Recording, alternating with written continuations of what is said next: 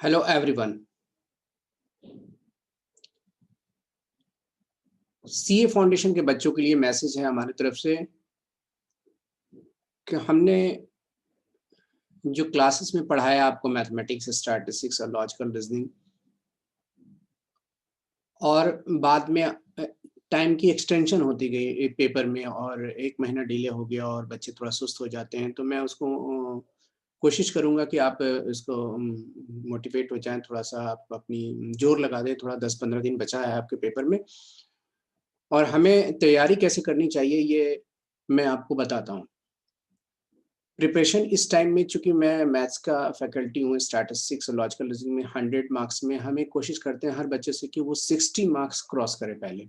यानी चूँकि पास की टेंडेंसी होती है, इसमें सीए में रैंक लाने वाली टेंडेंसी भी होती है, बट हमें एवरेज स्टूडेंट को देखते हुए मैं बातें कर रहा हूँ, यहाँ पर उसको 60 नंबर लाने की एक बहुत ही अच्छा फ़ॉर्मूला आपके पास है।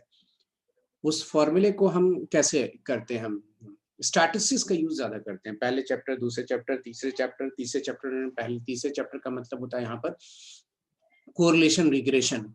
दूसरे चैप्टर मेजर डिस्पर्सन हो गए और इसकी मेजर सेंट्रोइडेंसी के साथ हो गए, जितने भी टॉपिक्स में जो भी पढ़ना होगा इसमें, वो चीज़ें। तो स्टैटिस्टिक्स का सेट ए, सेट बी और हम प्रैक्टिस क्वेश्चंस ज़्यादा से ज़्यादा बनाएँ। अब प्रैक्टिस क्वेश्चंस कहाँ से मिलेंगी? हम स्कैनर बनाया विदाउट सॉल्यूशन वाला, उसको खुद से बनाया और मार्केट की बुक या आरटीपी आप निकाले और आरटीपी के क्वेश्चंस है ना, प्रैक्टिस क्वेश्चंस आप निकाले, टेस्ट पेपर की प्रैक्टिस क्वेश्चंस निकाल करके उसे सॉल्व करें और प्रोबेबिलिटी को छोड़कर बाकी सारे टॉपिक को आप अच्छे से कवर करिएगा, तो आपको 35 मार्क्स, 34 मार्क्स की गारंटी मिल जाएगी इसमें। लॉजिकल रीजनिंग में 5 टॉपिक है जिसमें 20 मार्क्स के क्वेश्चन पूछे जाएंगे, जिसमें हर बच्चों को कहीं कोई दिक्कत नहीं होती है उसमें।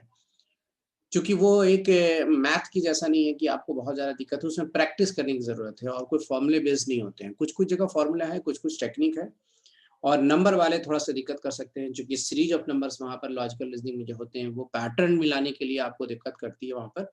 तो पैटर्न को बहुत से बच्चे एग्ज़ाम में गए और पैटर्न मैच नहीं कर रहा, प्रैक्टिस खूब किया हमने, तो उस पर ध्यान ज़्यादा नहीं देना है।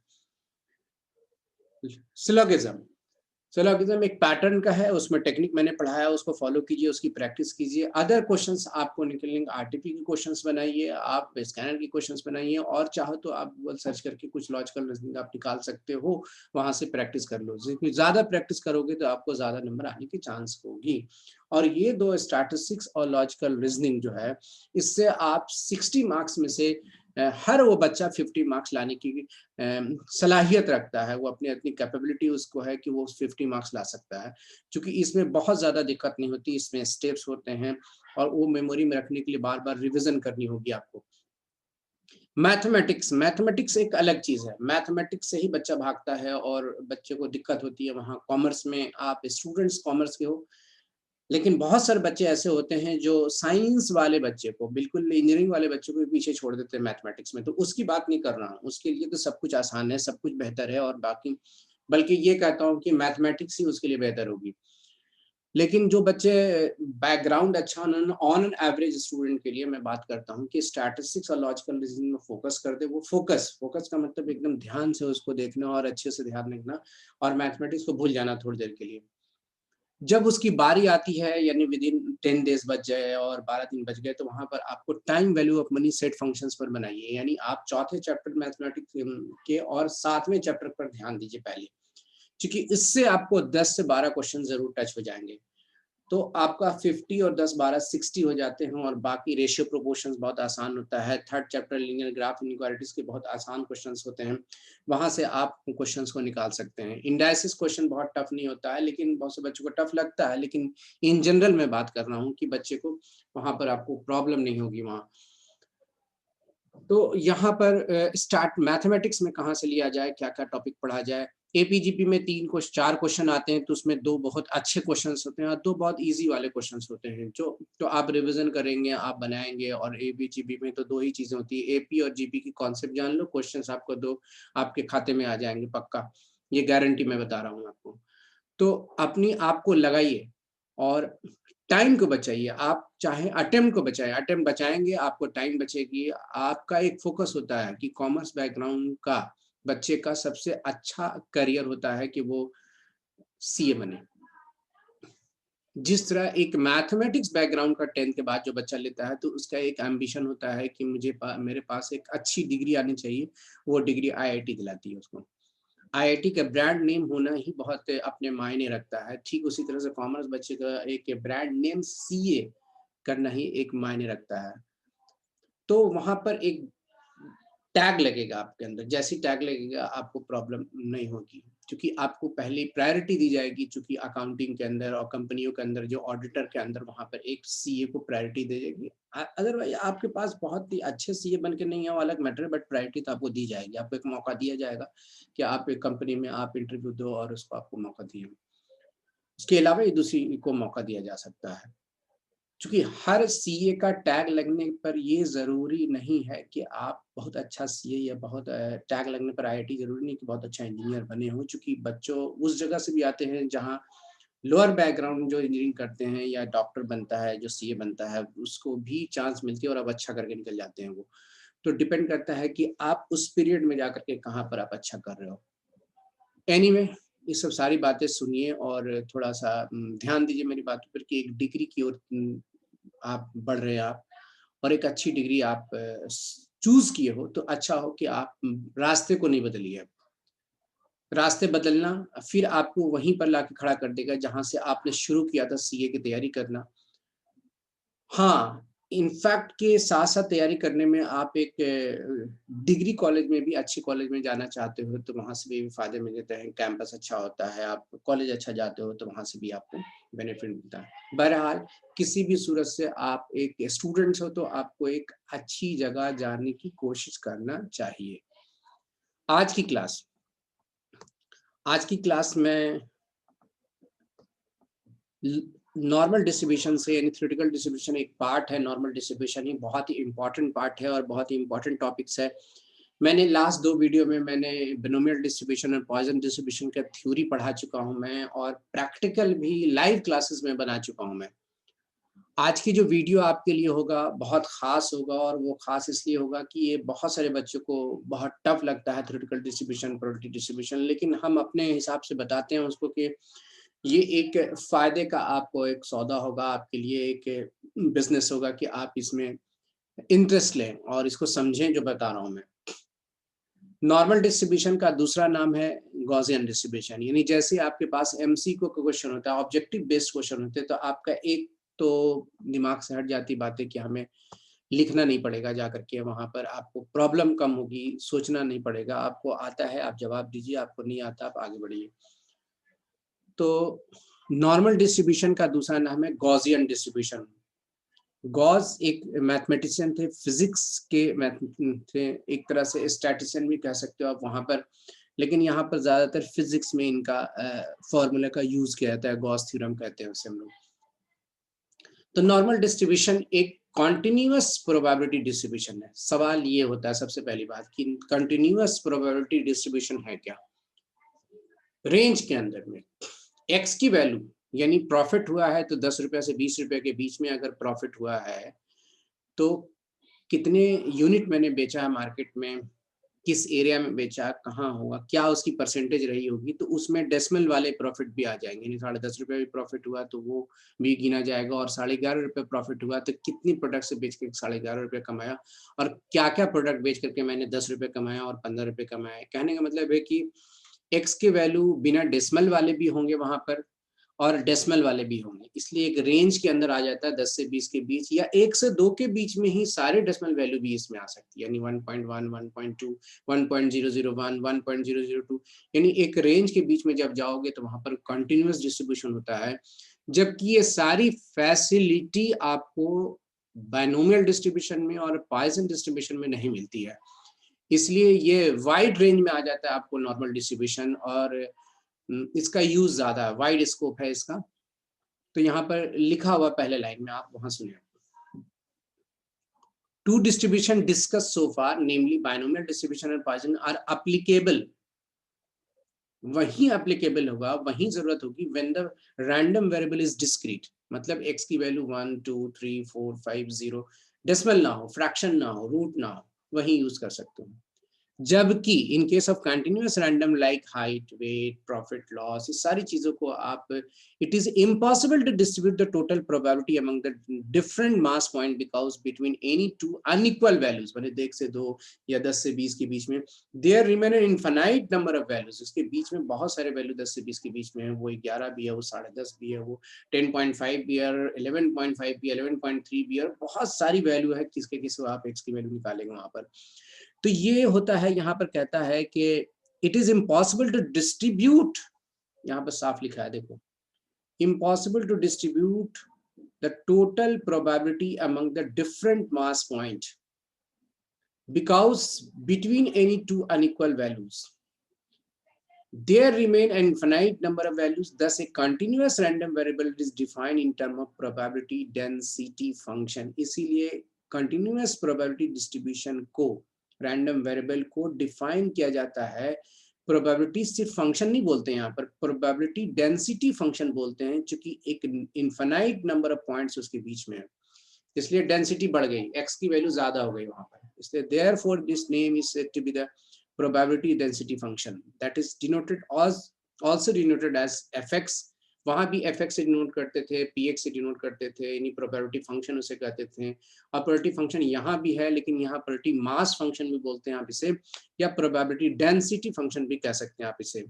सच a function is really exist, fx की वैल्यू 0 से बड़ा और बराबर हो गई, हमेशा आप पढ़ते आ रहे हो कि प्रोबेबिलिटी कभी 0 से छोटी नहीं होती है, 0 हो सकता है या फिर 0 से बड़ा होगा, और डिस्ट्रीब्यूशन जो x की वैल्यू होगी वहां पर यहाँ रेंज बढ़ गया, देखो अक्सर x की वैल्यू आप 0 से स्टार्ट करते थे डिस्क्रीट में, 0 1 2 3 4 5 6, लेकिन यहाँ पर माइनस इन्फिनिटी से इन्फिनिटी है, और यहाँ पर नॉर्मल डिस्ट्रीब्यूशन में खास तरीका इंटीग्रेशन का साइन दे करके निकाला है कि प्रोबेबिलिटी डिस्ट्रीब्यूशन जब भी करोगे आप नॉर्मल डिस्ट्रीब्यूशन में या गॉस थ्योरम के अकॉर्डिंग कि माइनस इन्फिनिटी से lower limit, upper limit plus infinity हो, प्रोबेबिलिटी फंक्शन डेंसिटी फंक्शन यहाँ दो, और इसकी एक एक करके जब डेसिमल इंटीग्रेशन फाइंड कर लो, तो आप लोअर लिमिट से अपर लिमिट जब पुट करोगे और सारी प्रोबेबिलिटी डिस्ट्रीब्यूशन जब करोगे, तो इसकी वैल्यू ऑलवेज, इसकी वैल्यू जो डेफिनेट वैल्यू यानी डेफिनेट इंटीग्रेशन से कहते हैं हम लोअर लिमिट अपर लिमिट को, तो यहाँ वैल्यू ऑलवेज 1 आएगी। जहां पर हम लोग याद करो कि प्रोबेबिलिटी हम लोग निकालते थे P0 plus P1 plus P2 plus P3 and dotted line F infinity, total probability distribution is equal to 1 लाते थे, याद करो।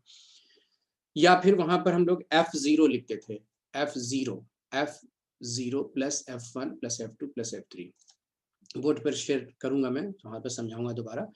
तो चूंकि बातें समझ में आ रही होगी और जो थ्योरी सुने होंगे पहले वही समझ में आएगा, और कंसिस्टेंटली बच्चे देखते हैं कि वहां पर अपने आप को इनसफिशिएंट फील करते, मतलब अपने आप को लगता है कि मैं करूंगा और करूंगा, कोई चीजें छोड़े चले जाता है, कुछ बच्चों को छोड़ के देखता हूँ मैं, और वो उम्मीद करता है कि मेरा रिजल्ट उस जैसा नहीं हुआ और मैं बहुत कमजोर हूँ, अपने आप को इन्फीरियर कॉम्प्लेक्स मानने लगा कि बहुत कमजोर हूँ और मुझे आता नहीं है और हमसे नहीं हो पाएगा, क्योंकि उसने अपने मेहनत को पूरी तरह से लगाया नहीं, और बच्चों के कंपैरिजन में, दूसरे बच्चे के कंपैरिजन में। तो ये आप, मैं बार बार बोल रहा हूँ कि आप वीडियो को जरूर सुने, आप उस पर ध्यान दीजिएगा, आपका रिजल्ट होगा ही हर हाल में।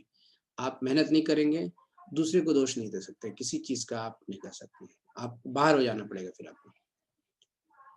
कड़े शब्द में बात कर रहा हूं मैं, आप एकदम ध्यान दीजिएगा, आपका रिजल्ट आपके पास, आपके हाथ में रहेगी, और तब मुझसे मिलेंगे आप, तब आपको समझ में आएगी सर ने ठीक कहा था सब कुछ। The most important universally accepted continuous probability distribution, यानी दुनिया में सारी एक्सेप्टेड कंटिन्यूअस प्रोबेबिलिटी डिस्ट्रीब्यूशन का नाम आता है, उसमें नॉर्मल डिस्ट्रीब्यूशन का ही नाम आता है सबसे इंपॉर्टेंट, और पूरी वर्ल्ड यानी ग्लोब के अंदर जो डिस्ट्रीब्यूशन, प्रोबेबिलिटी डिस्ट्रीब्यूशन का यूज किया जाता है उसको नॉर्मल डिस्ट्रीब्यूशन कहते हैं। The many mathematician like De Moivre ने, लैपलेस ने, सब मैथमेटिशियन हुए, contributed towards the development of normal distribution. Carl Gauss was instrumental driving the normal distribution, and such a normal distribution also refers Gaussian distribution कहते हैं, right यहाँ पर से।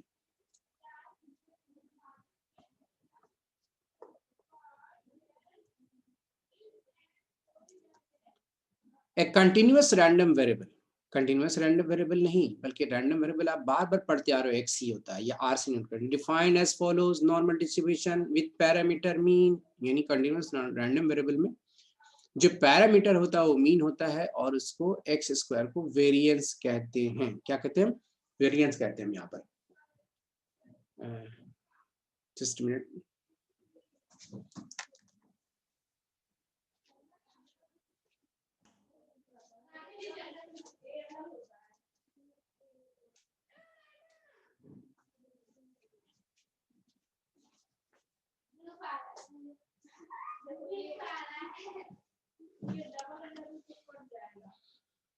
तो यहाँ पर आपके पास दो पैरामीटर होगा, और दोनों पैरामीटर यहाँ कंटिन्यूअस रैंडम वेरिएबल होगी, और x defined as normal distribution with parameter mean और पैरामीटर वेरिएंस होगा, यानी दो parametric, this is bi parametric distribution. Bi parametric distribution कौन था इससे पहले? Binomial distribution. दो पैरामीटर वहां कौन थे? n और p। यहाँ दो पैरामीटर कौन है? मीन और वेरिएंस, याद रखिएगा। आइए डिनोट कैसे करेंगे, हर एक का एक सिंबल है, यहाँ सिंबल आ गया। n फॉर नॉर्मल, मीन और वेरिएंस, वहां पर ये n और p लिखा होता था। The probability density function of random variable x, the probability density function of random variable x is given by, यानी प्रोबेबिलिटी मुझे निकालनी हो और नॉर्मल डिस्ट्रीब्यूशन के अंदर निकालनी हो, तो ये फॉर्मूला है fx 1/सिग्मा, मतलब स्टैंडर्ड डिवीजन, √2π, ये फॉर्मूले के अंदर है। e की पावर माइनस होगी, ब्रैकेट के अंदर क्या होगा? x bar, that is mean है ये, और माइनस है u का मतलब यहाँ पर ये गलत दे रखा है, यहाँ पर मैं दूसरे तरह से बताता हूँ। यहाँ पर x माइनस मीन होना चाहिए, ये मीन होना चाहिए, ये मीन है। u जो है ये मीन है, म्यू कहते हैं इसे, म्यू, u लिखा हुआ, whole square divide by 2 sigma square into variance divided है। तो मैं फिर से लिखूंगा, मैं आपको बोर्ड पर शेयर करूंगा कैसे लिखा हुआ। और x की वैल्यू अक्सर याद रखना, ये 0 से स्टार्ट होगी हमेशा, -2 +, देखो where mean and standard division are constant, और स्टैंडर्ड डिवीजन की वैल्यू हमेशा 0 से बड़ा होना चाहिए। अगर 0 से बड़ा नहीं होगा तो सारी चीजें अनडिफाइंड हो जाएगी, क्योंकि यहाँ 0 दे देंगे तो 1/0 अनडिफाइंड हो जाएगी। इसलिए यहाँ पर कंडीशन लगाया है कि स्टैंडर्ड डिवीजन की वैल्यू 0 से बड़ा होना चाहिए। तो हर कंडीशन, थोड़े थोड़े पॉइंट जो कांस्टेंट लिखा है और कंडीशन लिखा है, तो ये भी एक MC के रूप में बनाता है आपको। नीचे आइए, some important point relating to normal distribution are listed below. Normal distribution के important points हैं। The name normal distribution has its origin some 200 years back. As then mathematicians were in search of normal model that can describe the probability distribution of most of the continuous random variables. Continuous random variables. Continuous random variables.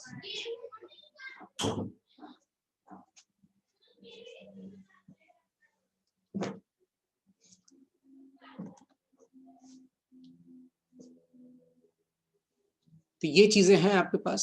तो इसमें points है बहुत सारे, इसमें point को याद रखना आपको। We plot the probability functions, यानी प्रोबेबिलिटी फंक्शन जब हम प्लॉट करते हैं नॉर्मल डिस्ट्रीब्यूशन में, y बराबर fx जो लिखा हुआ है आप देख रहे हो यहाँ पर, तो यहाँ पर जो हम डिनोट करते हैं, यहाँ से आपको फंक्शंस जो है, the curve known as probability curve and takes the following shape. यहाँ इस तरह का इसको प्रोबेबिलिटी कर्व बोलते हैं। और नॉर्मल डिस्ट्रीब्यूशन, जब किसी चीज का डिस्ट्रीब्यूशन होता है तो यहाँ से वो पीक पर गया और पीक से वापस आता है। दुनिया का हर चीज ऐसे ही होता है कि पहले वो शुरुआत होती है और धीरे धीरे वो उठता है और अपने पीक जगह पर जाता है। चाहे वो बिजनेसमैन हो, चाहे आदमी का एज हो, कहीं ना पीक पर जाता है और फिर नीचे आना शुरू करता है, ढलता है उसकी जिंदगी का हर चीज।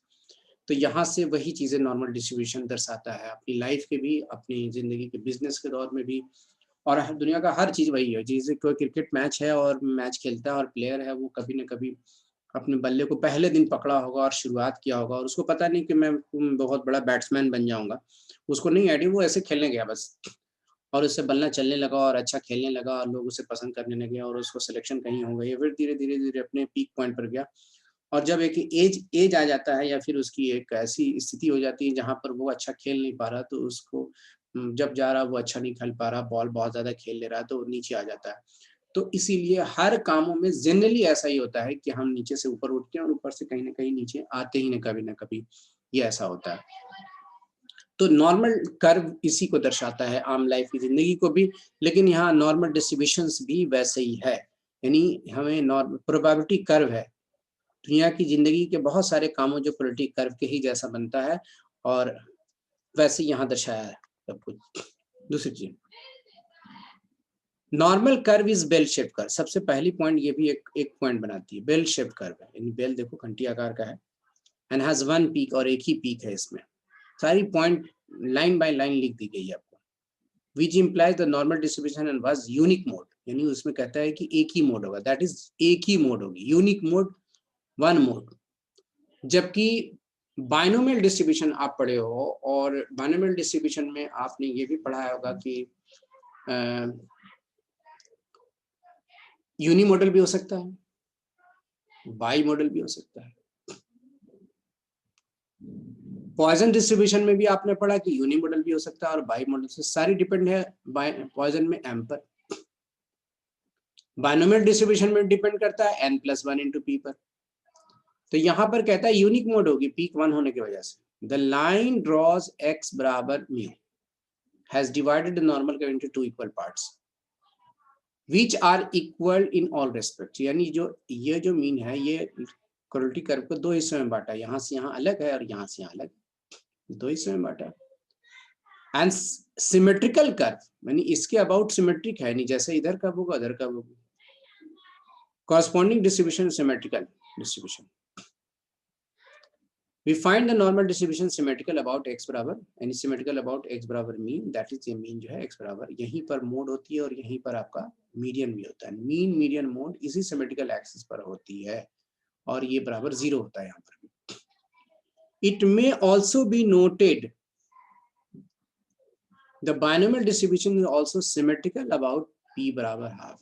यानी ये भी नोटेड है कि p की वैल्यू जो प्रोबेबिलिटी होती है 0.5, तो सिमेट्रिकल अबाउट 0.5 मतलब जितनी प्रोबेबिलिटी राइट साइड होगी उतनी प्रोबेबिलिटी लेफ्ट साइड होगी। इससे कहते हैं कि प्रोबेबिलिटी के अबाउट भी ये सिमेट्रिकल होती है, यानी हाफ हाफ प्रोबेबिलिटी होती है। लाइन के अबाउट तो सिमेट्रिकल है ही है, मी के अबाउट यानी एक्स के अबाउट, यानी जितना ग्राफ राइट साइड बनेंगे वैसी ग्राफ लेफ्ट साइड बनेंगे। तो वेरिएबल के अबाउट होगी, मीन के अबाउट होगी, लेकिन प्रोबेबिलिटी के अबाउट भी सिमेट्रिकल होती है और वो प्रोबेबिलिटी की वैल्यू 0.5 होगी। यहाँ बता रहा आपको। We next note that two tails of normal curve extended indefinitely on both sides, यानी दोनों टेल ये indefinitely both side इनफिनिट पे जाके टच होती है, ये भी इनफिनिटी पे जाके टच होती है। यहाँ से ऐसे चला चला चला चला टच ही नहीं हो रही कहीं इनफिनिट पे जाके, ये भी चला चला चला चला कहीं टच नहीं हो रही, इसलिए यहाँ लिखा क्या, two tails of normal curve extended indefinitely on both sides of the curve and both the left and right tail never touch the horizontal axis। साफ साफ लिखा है। तो ये सब क्या है, ऑब्जेक्टिव है। क्वेश्चन आपसे पूछा जा सकता है कि दोनों टेल टच करता है या नहीं करता है, पूछा जा सकता है किसके अबाउट सिमेट्रिकल होता है, x बराबर म्यू, और पूछा जा सिमेट्रिकल अबाउट प्रोबेबिलिटी के क्या होता है, तो आपका जवाब होगा p बराबर हाफ, दैट इज q बराबर हाफ। बेल्ट शेप्ड होता है या दूसरा शेप का होता है ये बताया पूछा जाएगा। एक ही पीक होती है और पीक यूनिक मोड रहता है कि दो मोड होता है, इसमें आपका सवाल है, ऑब्जेक्टिव बना रहे हैं। तो हम हर थ्योरी पर ध्यान से पढ़ने की जरूरत है। बुक में सारी चीजें लिखी हुई है, हम उसको ध्यान से नहीं देखते, हम उसको क्वेश्चन नहीं बना पाते इससे निकाल करके। हम सिर्फ पढ़ते हैं कि हमें क्वेश्चन कौन बन पाएगा, हमें उस आइडिया नहीं मिल पाती कि हम इससे क्वेश्चन अराइज कर पाएंगे इस लाइन बाय लाइन या नहीं कर पाएंगे।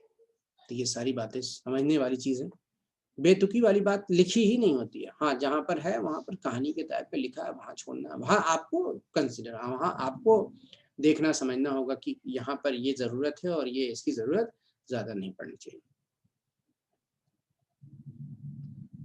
तो total area of normal curve, यानी देखो टोटल एरिया नॉर्मल कर्व यहाँ से चला और यहाँ तक आया, total area of normal curve, ये भी एक पॉइंट बना रही है आपको यहाँ पर। और that any probability curve is taken to be unity, मतलब 1 होने चाहिए। Total area of normal curve हमेशा क्या होती है, 1 होती है। यानी यहाँ पर आप शुरू करो और यहाँ से जाओ तो कर्व। एग्जाम जितना का भी हो आपका, 1000 नंबर का भी हो, चाहे 100 नंबर का हो, चाहे 40 नंबर का हो। आपको 40 नंबर का है तो अपने आप में 100% है। आपको 40 में अगर आपको 30 आए हैं तो इसका मतलब 75% आपने लाया। तो ऑब्वियस है कि उसी डिस्ट्रीब्यूशन है, उसी 40 के अंदर में देखना है। 40 नंबर बहुत कम नंबर के पेपर है यार, कम नंबर नहीं देखना है। 10 नंबर भी अपने आप एक नंबर है, उसी 10 में से आपको 10 लाना है, तभी 100% का लाओगे आप सही हो। तो इस नॉर्मल डिस्ट्रीब्यूशन बता रहा है कि मैं 1 होता हूँ, दुनिया की सारी चीजें अपने आप में 1 होता है। हर आदमी अपने आप में पूरा है, वो अपने हिसाब से वो पूरा है। और अपनी जिंदगी में जो काम करता वो पूरा नहीं कर पाया, या उसको जो काम मिला वो पूरा नहीं किया, 75% उसमें कवर हो पाया है, 50% उसने अपनी जिंदगी को पूरा वर्क कर पाया, तो उसके अंदर वो कमियां हैं। अलग अलग मैटर है, या नहीं हो पाया वो बाई लक या लकी वैसा रहा, बहुत मेहनत किया नहीं हुआ, अलग मैटर है। बट हमें कोशिश अपने आप में करते रहनी चाहिए। हमने ये अपने तरफ से नहीं बोलेंगे मैंने मेहनत नहीं किया, मैंने ये काम नहीं किया तो हमें नहीं हुआ, अलग मैटर है। The vertical line drawn x बराबर mu divide the curve into two equal parts. It is automatically follow that. आइए आगे।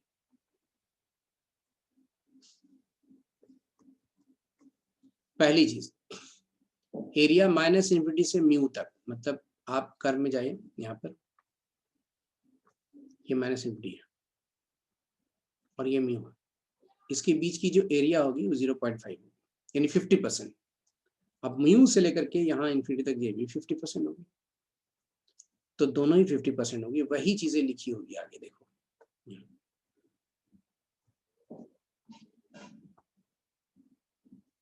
ठीक है। 0.5 दोनों, म्यू से भी 50% बोल सकते हैं। When mean is 0, मीन मतलब म्यू 0, जब मीन आपका 0 है, मीन आपका 0 है यानी म्यू 0 है, तो इसी चीज को मी की जगह माइनस इन्फिनिटी से 0 लिखेंगे और 0 से इन्फिनिटी लिखूंगा, तब भी वैल्यू होगी 0.5। ठीक है, मीन तो x वहां पर है, क्योंकि y एक्सिस है तो x वैल्यू 0 होगी, कुछ भी हो सकता है वहां पर। वी टेक मीन बराबर 0, स्टैंडर्ड बराबर 1। तो ये फॉर्मूला पर हम डिस्कस करेंगे, क्योंकि ये अभी बताऊंगा तो आपको यहाँ पर ये बुक में नहीं समझ में आएगी, मैं बोर्ड पर बता रहा हूँ मैं इसको, देखो ध्यान से।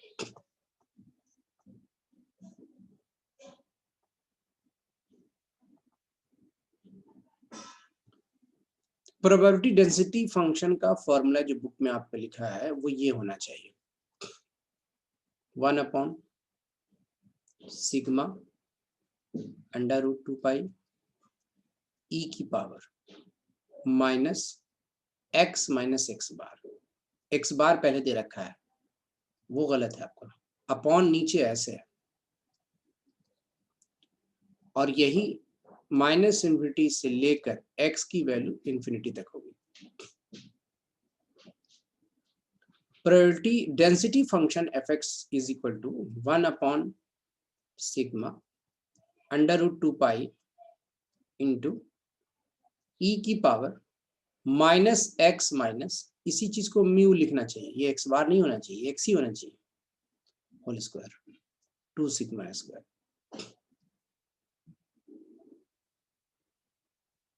फॉर्मूला ये म्यू मीन है सर, तो x क्या है? x जो है वो रैंडम वेरिएबल है, जिसकी वैल्यू आपको क्वेश्चन में दी होगी कि माइनस इन्फिनिटी से इन्फिनिटी के बीच में कौन सी वैल्यू है।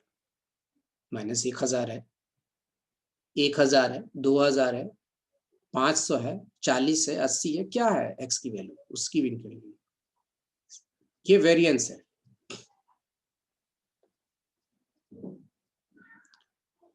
क्वेश्चन में अभी लिखा है कि अगर मीन की वैल्यू 0 हो जाए, ये 0 हो जाए और ये 1 हो जाए, तो जब 1 हो जाएगा तो ये भी 1 हो जाएगी, तो √2π सिर्फ लिखोगे। जब मीन की 0 हो जाएगी तो सिर्फ x होगा, तो x² लिखोगे, यानी माइनस x²। ये माइनस नहीं हटी, जो कि स्क्वायर से बाहर है, ये स्क्वायर से बाहर है, e की पावर अपॉन में क्या लिखोगे, ये 1 है तो 2 लिखोगे सिर्फ। तो ये जब 1 हो जाएगी, 1 का स्क्वायर 1, और ये जब 0 हो जाएगी तो सिर्फ x² बचेगा। तो यहाँ पर क्वेश्चन कब होगा ऐसा, ये फॉर्मूला कब होगा, जब आपका मीन की वैल्यू 0 हो और सिग्मा की वैल्यू 1 हो, और ऐसी स्थिति में x को कन्वर्ट करके चेंज करके z लिखा जाता है। जिसको हम कहते हैं स्टैंडर्ड नॉर्मल वेरिएबल। जेड को, एक्स को सिर्फ नॉर्मल वेरिएबल कहते हैं। और नॉर्मल वेरिएबल की जो वैल्यू होती है वो माइनस इनफिनिटी से इन्फिनिटी होती है। यानी किसी को लॉस हुआ तो माइनस में जा सकता है, प्रॉफिट हुआ तो करोड़ों रुपया हो सकता है, लॉस भी करोड़ों रुपये का हो सकता है। नॉर्मल वेरिएबल है। जेड की वैल्यू स्टैंडर्ड नॉर्मल वेरिएबल है। स्टैंडर्ड नॉर्मल की वेरिएबल की वैल्यू जो होती है, यानी जेड की जो वैल्यू होती है इस चैप्टर में, वो मैक्सिमम 3 होगी और मिनिमम -3, 3 से कम नहीं होगा। यानी जो चीजें एक्स में नॉर्मल वेरिएबल में इन्फिनिटी तक जाती है और मिनिमम माइनस इन्फिनिटी तक जाती है, सॉरी माइनस इन्फिनिटी तक जाती है, वही चीजें ये कन्वर्ट होकर के z जब मैं कन्वर्ट करता हूं तो वो -3 से 3 के बीच होती है। z स्टैंडर्ड नॉर्मल वेरिएबल है, x नॉर्मल वेरिएबल।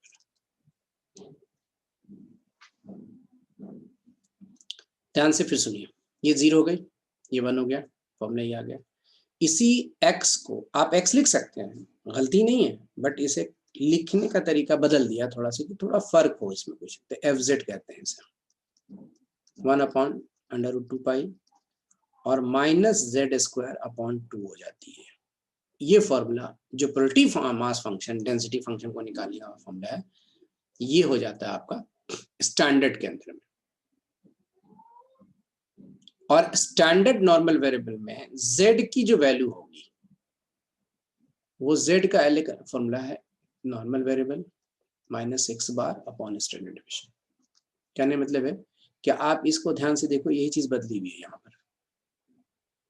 कैसे, वो अभी तुरंत बता रहा हूँ। जल्दी से फटाफट आप देखिए कैसे कन्वर्ट कर रहा हूं मैं।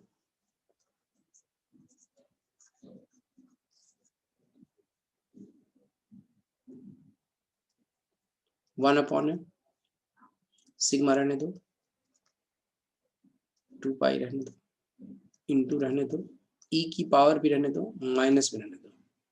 1/2 लिख सकता हूँ इसे, क्योंकि 1 बगल में, और x - x का होल स्क्वायर है और नीचे भी स्क्वायर है, तो हम इसे ऐसे लिख सकते हैं। क्योंकि स्क्वायर जब डिस्ट्रीब्यूट करोगे तो यही चीज आएगी, तो इसके बदले में आप z लिख दो।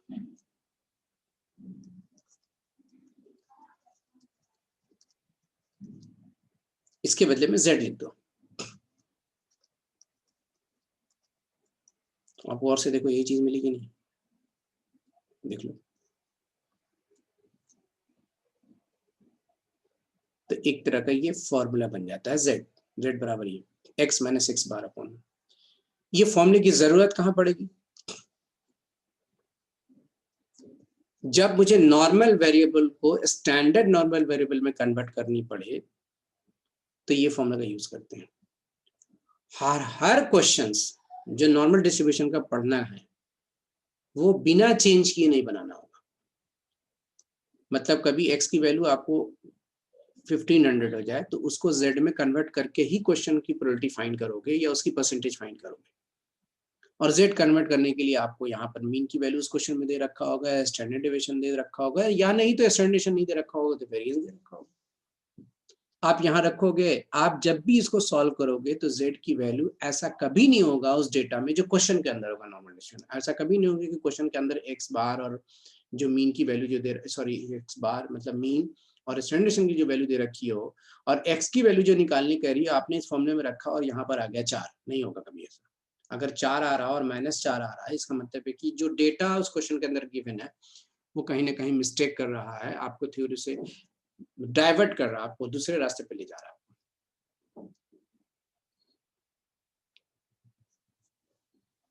तो यही मैंने समझाया। तो आज की वीडियो यहीं तक, दूसरी वीडियो में दूसरा बताऊंगा मैं। ओके।